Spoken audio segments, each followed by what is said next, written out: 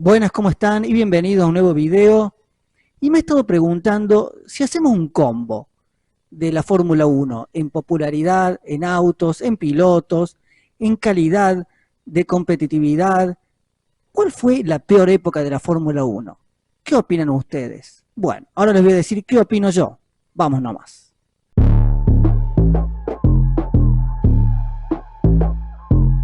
Bien, y para empezar, a ver para mí cuál ha sido la peor época de la Fórmula 1, haciendo este combo que les comentaba anteriormente.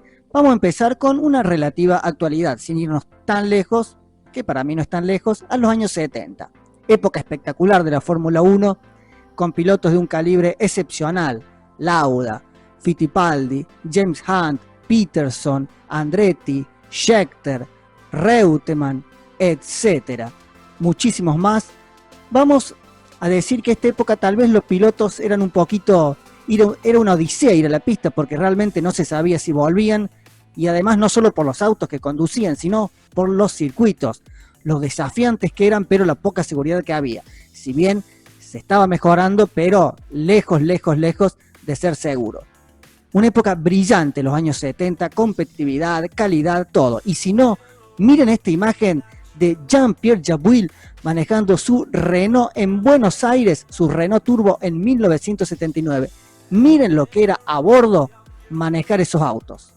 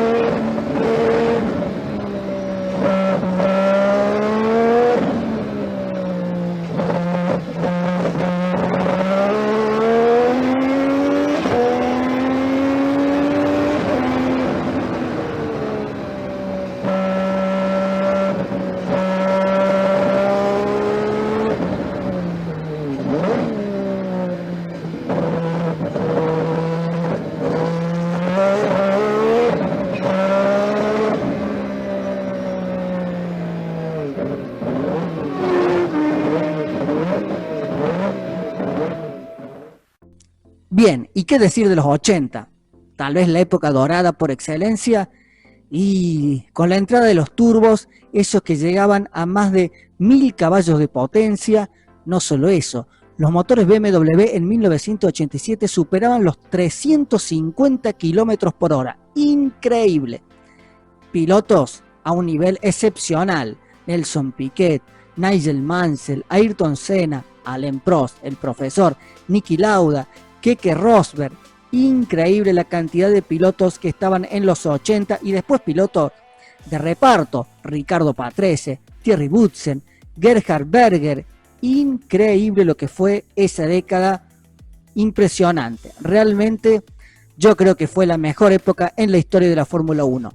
Ya llegó un punto que los turbos eran tan rápido, pero tan rápido, que en el 88 fue su último año y en el 89 se acabaron los turbos por obligación.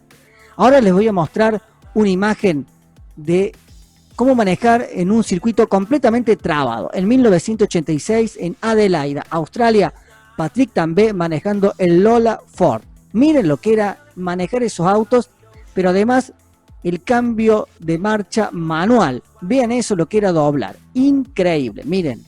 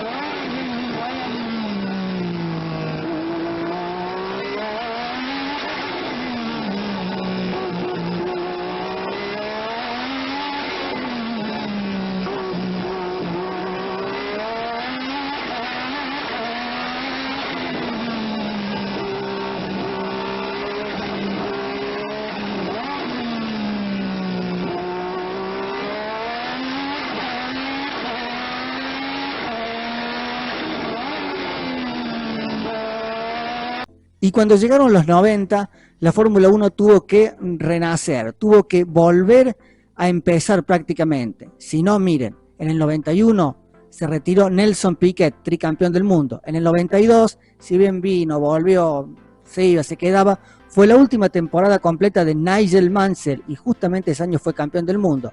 En el 93 se retira el cuádruple campeón del mundo Alain Prost. Y en el 94 fallece en un accidente en San Marino, en Imola, el 1 de mayo, Ayrton Senna, tricampeón mundial. La Fórmula 1 tenía que adaptarse a una nueva era y lo iba a hacer muy bien.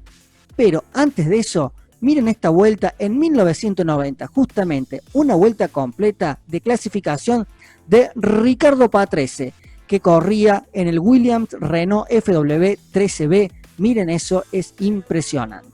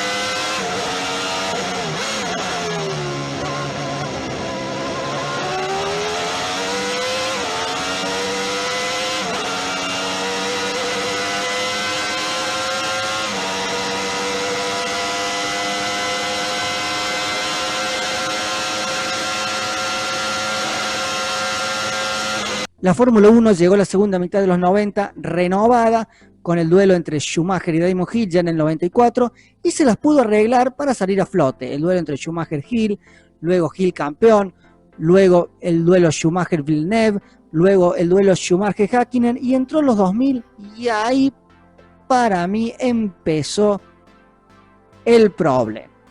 Mucho dominio de Ferrari, lo cual no era culpa de Ferrari, pero el interés para mí empezó a caer porque nunca habíamos tenido hasta ese momento un piloto que gane siempre con un mismo compañero que lo deje ganar y que esté allí haciéndole de escudero siempre el mismo y que gane consecutivamente 5 títulos con el mismo auto y con el mismo compañero y prácticamente sin un rival, porque en una época fue Häkkinen, después fue Montoya, después fue Ralf Schumacher, su hermano obviamente, hasta que llegó Fernando Alonso y lo destronó.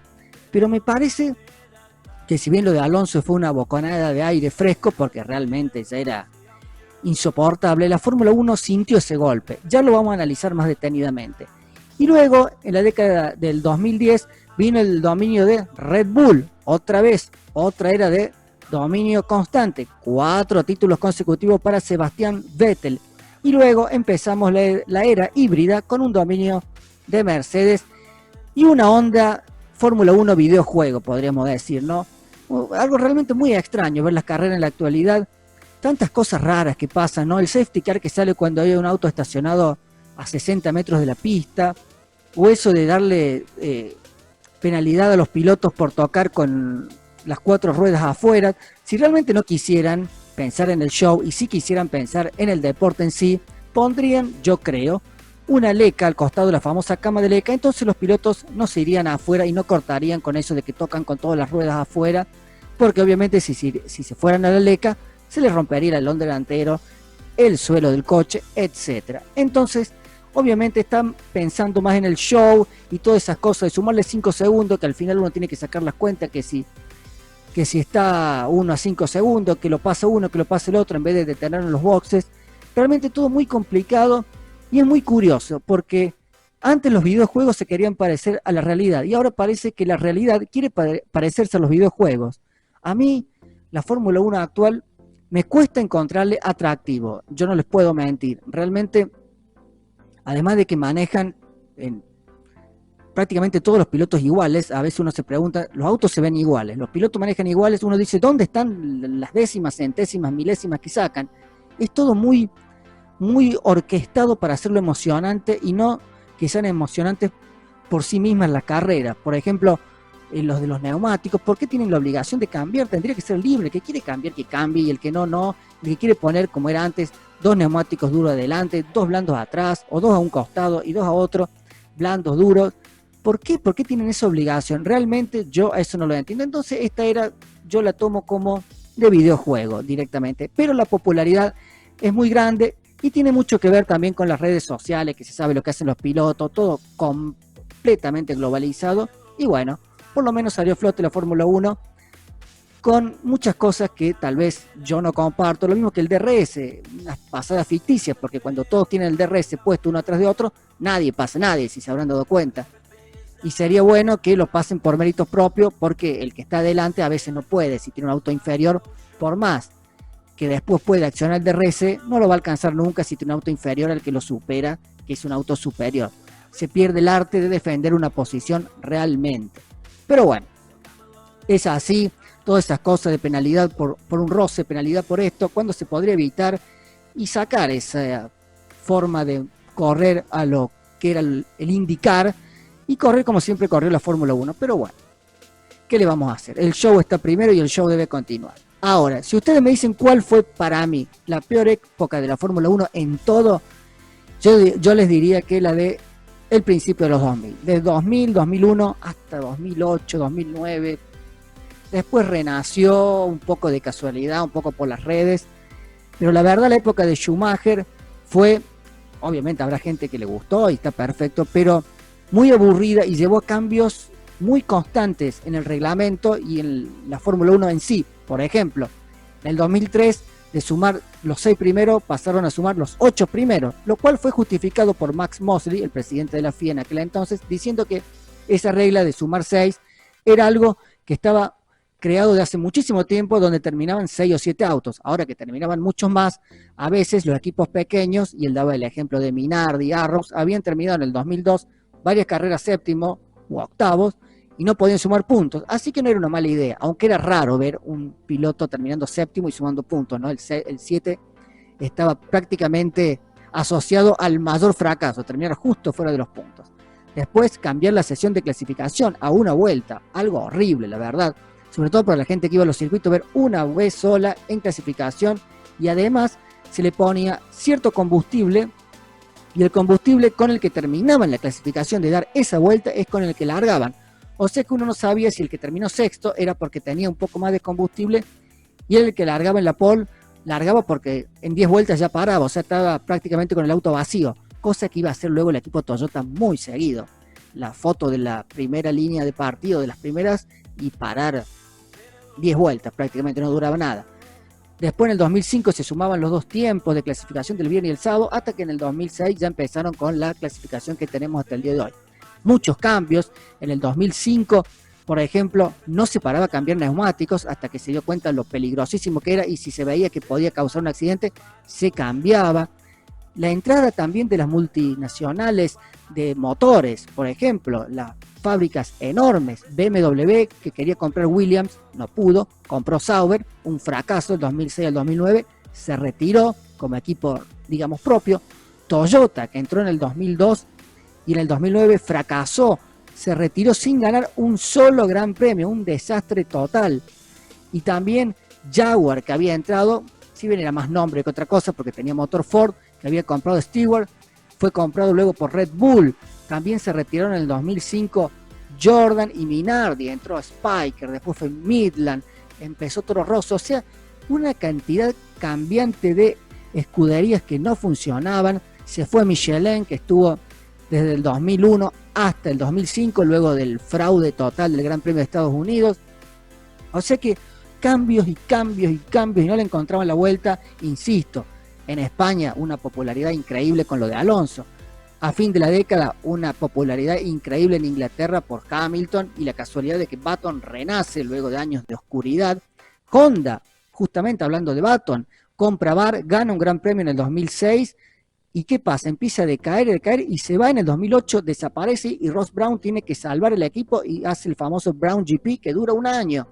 Y los pilotos que van pasando no se quedan peleando, Montoya, como les dije, Ralph, también Raikkonen desaparece, vuelve y sale campeón, me refiero que pierde notoriedad en el 2006, de repente se va a Ferrari y vuelve, Massa pelea un título, después es condenado a segundo piloto, más allá de su accidente. Entonces fue toda una década donde se buscaba encontrarle la vuelta para que un equipo no sea tan superior, porque creo que todos, me refiero a los televidentes, la gente misma de la Fórmula 1, y todo el mundo había quedado tan choqueado por lo de Schumacher que ya no se sabía qué hacer para que sea interesante.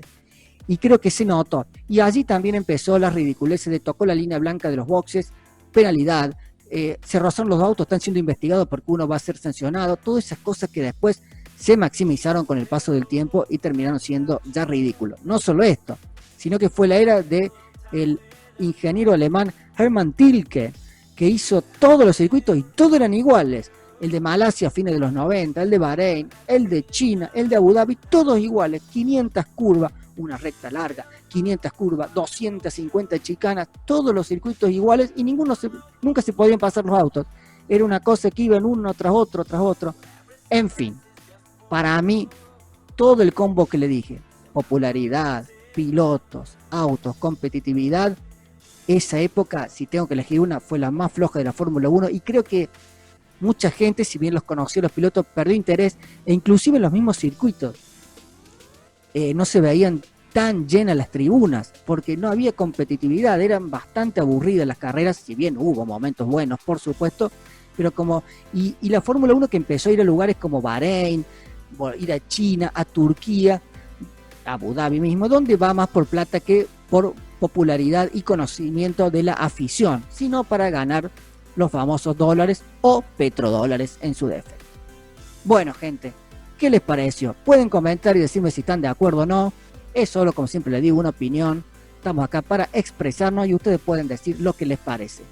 Suscríbanse, no se olviden, espero que les haya gustado. Les digo de vuelta, suscríbanse, opinen. Nos vemos la próxima. Chau, chau.